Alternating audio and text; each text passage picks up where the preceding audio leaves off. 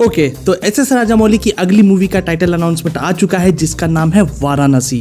And जिस तरीके से टाइटल अनाउंसमेंट किया गया है उससे एक बात तो तय है कि अगले 2 सालों में इंडियन सिनेमा वर्ल्ड सिनेमा के सामने खुद की क्रिएशन का जश्न मनाने वाला है।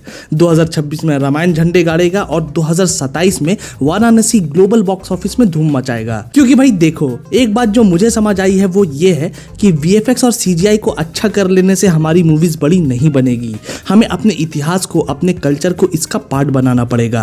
एंड राजामौली सर इस बात को बहुत अच्छे तरीके से समझते हैं और इसलिए इस टाइटल अनाउंसमेंट में उन्होंने इन चीजों को बहुत अच्छे से दर्शाया है। अब देखो, फिलहाल तो अंदाजा लगाना मुश्किल है कि मूवी किस बारे में होने वाली है, बट हाँ इतना जरूर समझ आ रहा है कि ये मूवी एक सर्कल को कंप्लीट करेगी या फिर एक टाइम लूप जैसा कुछ भी तिगड़म यहाँ पे दिखाया जा सकता है। क्योंकि अगर आप इस टाइटल अनाउंसमेंट को ध्यान से देखोगे तो कहानी 2027 से शुरू होकर 7200 BC के त्रेता युग तक जा रही है। थोड़ा इसके कहानी को डिकोड करने की कोशिश करें तो कहानी कुछ इस तरीके से आगे बढ़ेगी कि मॉडर्न वर्ल्ड में एक एस्टेरॉइड धरती पे गिर रहा है जो अंटार्कटिका के रॉस आइस शेल्फ से आकर टकरा जाएगा।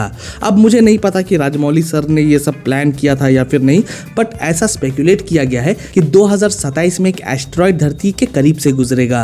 हाँ, कुछ घबराने की बात नहीं है क्योंकि वो काफी दूर से गुजर जाएगा, बट मे भी उसी एस्टेरॉइड को कहानी का पार्ट बनाया गया हो यहाँ पे। एंड जहां वो एस्टेरॉइड टकराने वाला है मूवी में, यानी कि अंटार्कटिक रॉस आइस शेल्फ में, तो उसके बारे में भी बातें की जाती है कि भाई वो धीरे धीरे पिघल रहा है। जो हम लोग बोलते हैं ना कि ग्लेशियर बचाना है, ग्लेशियर बचाना है, तो इसी को बचाने की बात हो रही है। तो दोस्तों वो आइस शेल्फ जो है वो धीरे धीरे पिघल रहा है ग्लोबल वार्मिंग के कारण। तो अगर वो पूरा पिघल गया तो ओशंस का जो लेवल है वो बहुत ज्यादा बढ़ जाएगा, जिससे कि आसपास के आइलैंड्स में जो शहर है वो डूब जाएंगे। तो दोस्तों रियल वर्ल्ड के इश्यूज को इस्तेमाल करके राजामौली सर ने अपनी एक कहानी बनाने की कोशिश की है यहाँ पे, जहां ये एस्टेरॉइड जब इस आइस शेल्फ से टकराएगा तो कुछ ऐसी शक्तियां हैं, कुछ ऐसे दानव या टाइटन शायद इस बर्फ में जमा हुआ होगा, जो कि इस एस्टेरॉइड के टकराने के बाद जब ये बर्फ पिघलेगी तो वो आजाद हो जाएगा। और ऐसा पॉसिबल है कि हजारों सालों से वो दानव वहां पे कैद होगा, मे बी त्रेता युग के टाइम से ही कैद होगा, जिसका रामायण युद्ध के दौरान श्री राम ने भी सामना किया होगा। और हाँ, यहाँ पे बस एक क्रिएटिव लिबर्टी लेकर ऐसा दिखाया जा सकता है कि जो कोई भी उस आइस शेल्फ के अंदर कैद है वो त्रेता युग के टाइम पे रावण की ओर से युद्ध का पार्ट बना होगा, जिसे कोई ऐसा वरदान प्राप्त किया गया होगा कि उसे कोई भी नहीं मार सकता, कोई इंसान भी नहीं, श्री राम भी नहीं। और इसलिए ये जो शॉट है जहाँ पे बहुत सारे वानर मिलकर एक पहाड़ बना देते हैं और उनपे खड़े होकर श्री राम किसी पे तीर मार रहे हैं, तो शायद यहाँ पे उसी टाइटन से या फिर उसी दानव से वो लड़ रहे होंगे। और जब श्री राम को एहसास हुआ होगा कि इसे मारा नहीं जा सकता,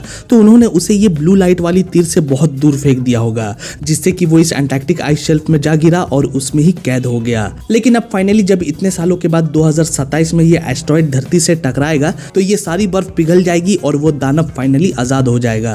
तो दोस्तों ये एक मेरी थियरी है जो पूरी तरीके से गलत भी साबित हो सकती है, क्योंकि भाई हम राजामौली की मूवी की बात कर रहे हैं और मेरी बिल्कुल भी औकात नहीं है उनकी तरह सोचने की। तो इसलिए मैं अभी से बता रहा हूँ, मुझसे फैन फिक्शन की उम्मीद फिलहाल तो मत ही करना। हो सकता है ट्रेलर्स वगैरह आने के बाद मैं बना दूं, लेकिन इस पॉइंट ऑफ टाइम में मैं राजामौली की इमेजिनेशन को इमेजिन नहीं कर सकता भाई, नहीं कर सकता।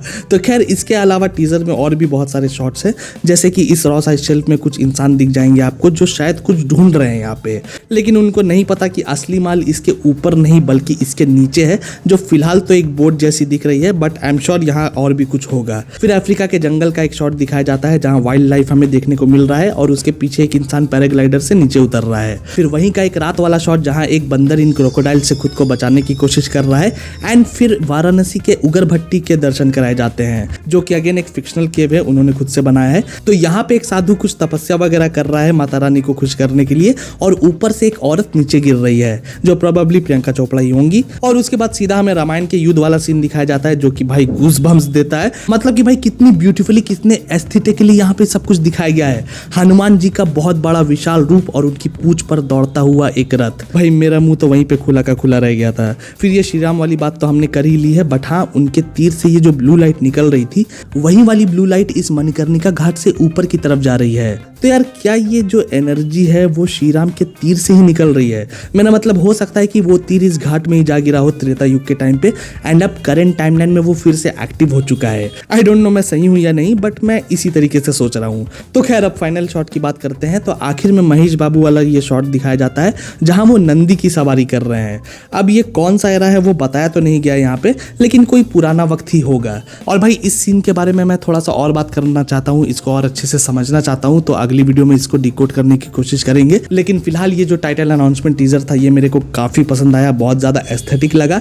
एंड ओवरऑल अगर कहा जाए तो राजामौली सर इस बार टाइमलाइन्स के साथ खेलने वाले हैं, जिसके लिए मैं तो बहुत एक्साइटेड हूँ।